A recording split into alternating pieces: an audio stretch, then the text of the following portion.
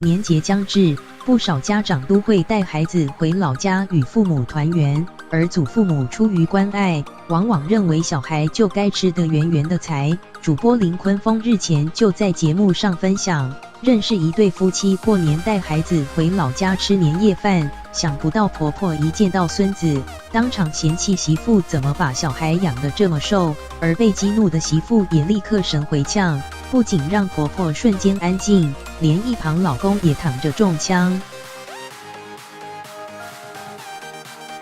林坤峰在医师好辣分享，有位体型较胖的朋友先前带一家人回团圆，妈妈见孙子体型瘦小，立刻责怪媳妇这孩子养得这么瘦，结果媳妇也酸溜溜顶说：“对啊，哪像你这么会养，儿子肥成这样。”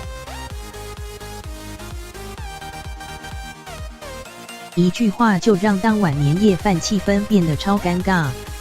林坤峰还提到，自己的孩子有次暑假回爷爷奶奶家，林妈妈心疼说：“怎么这么瘦？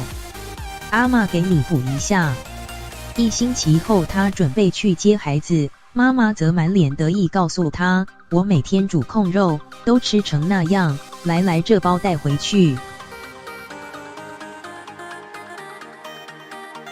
但他回家发现儿子体重跟本一样，让他当场翻白眼。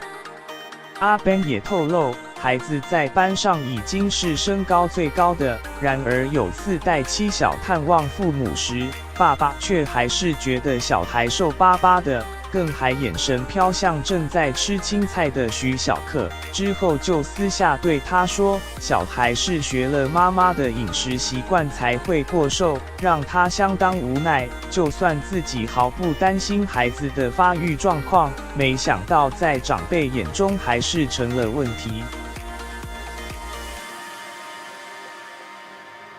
实习编辑斜线陈冠玉。